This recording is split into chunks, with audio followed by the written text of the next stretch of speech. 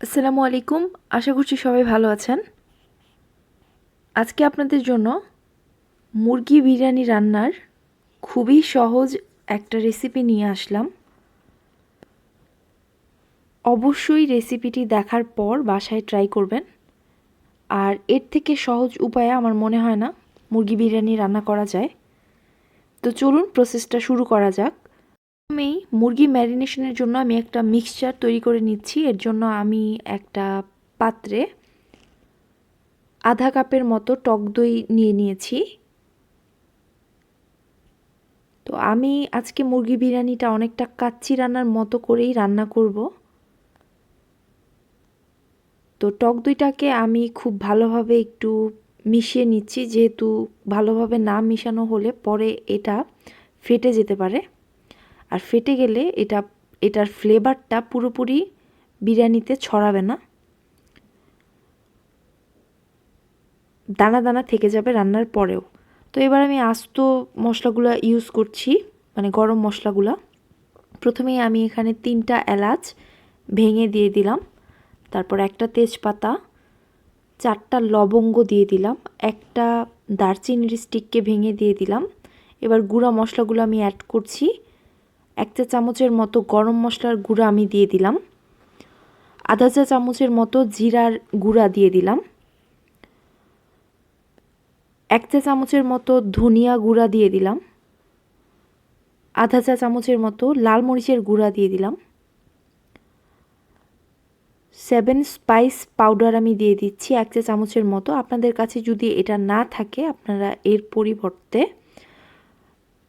এই পরিমাণের অতিরিক্ত গরম মশলার গুঁড়া ইউজ করতে পারেন, সাথে স্টার আনিস জয়ফল জয়টির গুঁড়াও ইউজ করতে পারেন। তো আমি আরও দিয়ে দিলাম 2 চা চামচের মতো কালো গোলমরিচের গুঁড়া, আপনারা সাদা গোলমরিচের গুঁড়া ইউজ করতে পারেন। আরও দিয়ে দিলাম 1/2 চা চামচের মতো জয়ত্রীর গুঁড়া, 1/2 চা চামচের মতো জয়ফলের গুঁড়া। আপনারা কিন্তু ইচ্ছা করলে জয়ত্রীর আস্ত পাপড়ি ইউজ করতে পারেন, কোনো সমস্যা নেই। এবার আমি 1 টেবিল চামচের মতো লবণ দিয়ে দিলাম। তো এটার প্রসেসটা অনেকটা কাচ্চির মতো আমি বলেছি শুরুতেই। এটার কারণ হচ্ছে কাচ্চি রান্নার বৈশিষ্ট্য হচ্ছে মাংসটা কাঁচা অবস্থায় রান্না করা হয়, এটাও কিন্তু আমি সেভাবেই রান্না করব। তো এখানে আমি 1 চা চামচের মতো আদা বাটা, আধা চা চামচের মতো রসুন বাটা দিয়ে দিলাম, আর 1 টেবিল চামচের মতো চিলি সস দিয়ে দিচ্ছি, 1 টেবিল চামচের মতো টমেটো সস দিয়ে দিচ্ছি। আপনাদের কাছে যদি চিলি সস না থাকে সেক্ষেত্রে শুধুমাত্র টমেটো সস ব্যবহার করলেই হবে, তবে সসটা এখানে ব্যবহার করলে ভালো হয়। যদি আপনাদের কাছে সস না থাকে সেক্ষেত্রে আপনারা চিনি ব্যবহার করতে পারেন সসের পরিবর্তে। এবার খুব ভালোভাবে আমি সব কিছুকে একসাথে মিশিয়ে একটা পেস্ট তৈরি করে নিচ্ছি। তো খুব ভালোভাবে এটাকে মিশাতে হবে।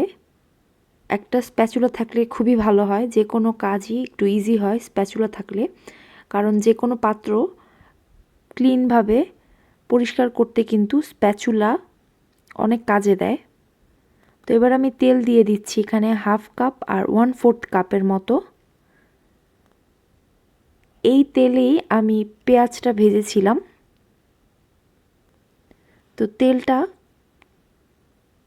মোটামুটিভাবে আমি মিশিয়ে নিচ্ছি, তেলটা কিন্তু পুরোপুরি মিশে যাবে না এখানে।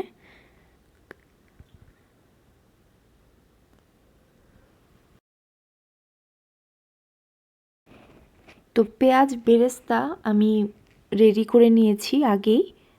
এখানে প্রায় 2 কাপের মতো কাঁচা পেঁয়াজ আমি নিয়েছিলাম, ভাজার পরে 1 কাপের মতো পেঁয়াজ বেরেস্তা হয়েছে। তো সব কিছু মিশানোর পর সব শেষে আমি পেঁয়াজ বেরেস্তাটা দিয়ে দিলাম এখানে। তো এটাকেও খুব ভালোভাবে মিশিয়ে নিচ্ছি। এটাকে হাত দিয়ে খুব ভালোভাবে মিশাতে হবে, কারণ হাত দিয়ে মিশালে পেঁয়াজ বেরেস্তাটা একটু নরম হয়ে যাবে। আর চেষ্টা করতে হবে পেঁয়াজ বেরেস্তাটাকে একটু ভেঙে ভেঙে দিতে, আর এই কাজটা একটু সময় নিয়ে করতে হবে।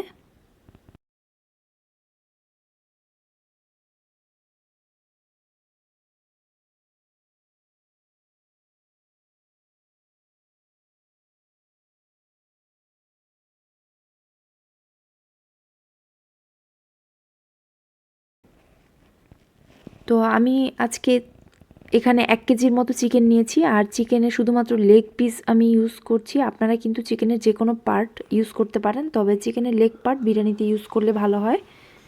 বিশেষ করে চিকেনের ব্রেস্ট পিস ইউজ না করাই ভালো,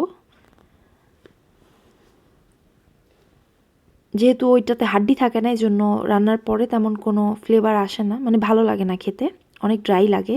তো খুব ভালোভাবে আমি হাত দিয়ে মুরগিটাকে মাখিয়ে নিচ্ছি। তো মাখানোটা খুবই গুরুত্বপূর্ণ এখানে। তো এটাকে কিন্তু মাখিয়ে আপনারা চাইলে ওভারনাইট রেখে দিতে পারেন ফ্রিজে। এটা নিচের ফ্রিজে যদি রাখেন আপনারা, তাহলে 3 থেকে 4 দিন পর্যন্ত এভাবেই ভালো থাকবে।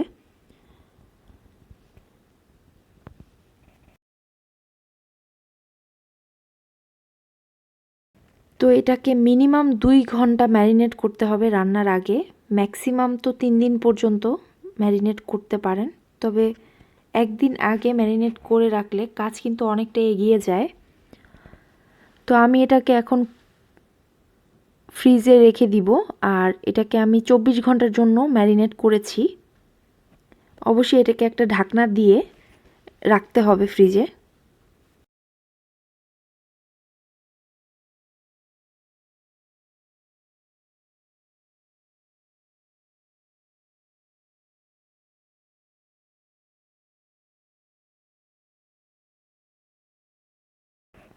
তো প্রায় 24 ঘন্টা পর আমি এটাকে বের করে নিয়েছি। আর ওইদিকে আমি 4 কাপের মতো বাসমতি চালকে ভালোভাবে ধুয়ে পানি ঝরিয়ে নিয়েছি। আপনারা বাসমতি চালের পরিবর্তে পোলাওর চাল ব্যবহার করতে পারেন, কোনো সমস্যা নেই।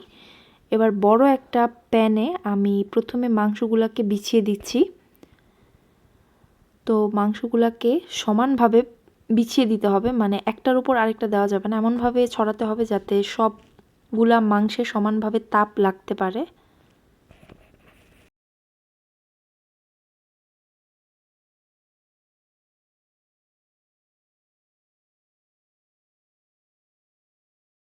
তো কোনো মশলা কিন্তু ওয়েস্ট করা যাবে না, খুব ভালোভাবে বাটিটা পরিষ্কার করে সব মশলা এখানে দিয়ে দিতে হবে। তো এবার আমি চালটা উপরে দিয়ে দিচ্ছি। তো চালের পানি কিন্তু ঝরিয়ে রাখাটা গুরুত্বপূর্ণ, না হলে পরে পানি অ্যাড করলে পানির পরিমাণটা কম বেশি হয়ে যেতে পারে। তো আমি চালটাকে একটু সমানভাবে ছড়িয়ে দিচ্ছি। একটা চামচ ব্যবহার করছি, তাহলে কাজটা সুবিধা হবে। হাত ইউজ করলে হাতের মধ্যে চাল উঠে আসতে পারে।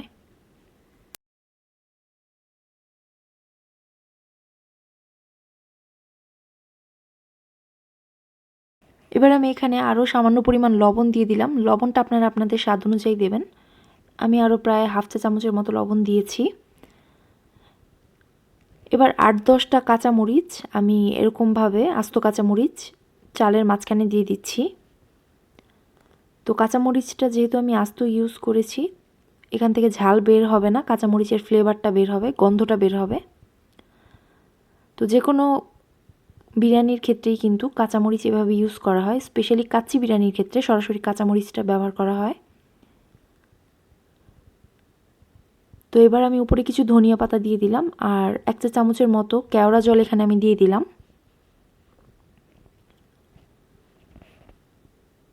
এবার আমি এখানে 5 কাপ গরম পানি দিয়ে দিচ্ছি। পানিটা কিন্তু অবশ্যই গরম হতে হবে।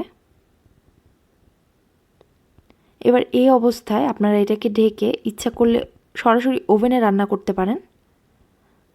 সেক্ষেত্রে 355 ডিগ্রি ফারেনহাইটে 55 মিনিটের জন্য এটাকে রান্না করলেই হয়ে যাবে।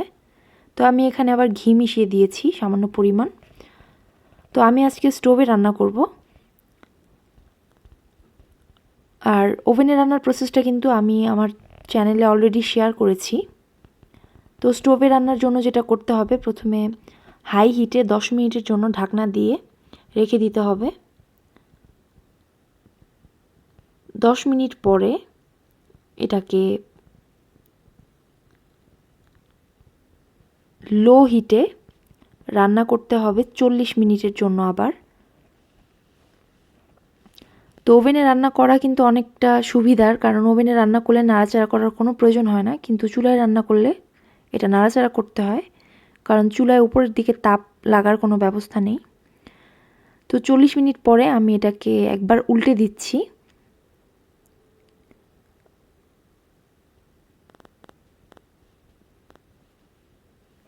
তো এটাকে কাচ্চির মতো রান্না করেছি বলেছিলাম, এটা বলার কারণ তো এখন বুঝতেই পারছেন। আমি কিন্তু মুরগিটা আলাদা রান্না করিনি, এটা চালের সাথে কাঁচা অবস্থায় মিশিয়ে দিয়েছি, তারপর এটা কুক হয়ে গেছে। তো মুরগিটা কিন্তু সিদ্ধ হয়ে গেছে মোটামুটি, চালটা আরেকটু সিদ্ধ হবে।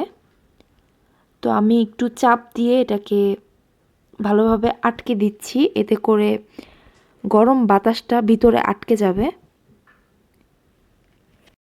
তো এটাকে কিন্তু দম দেয়া বলে।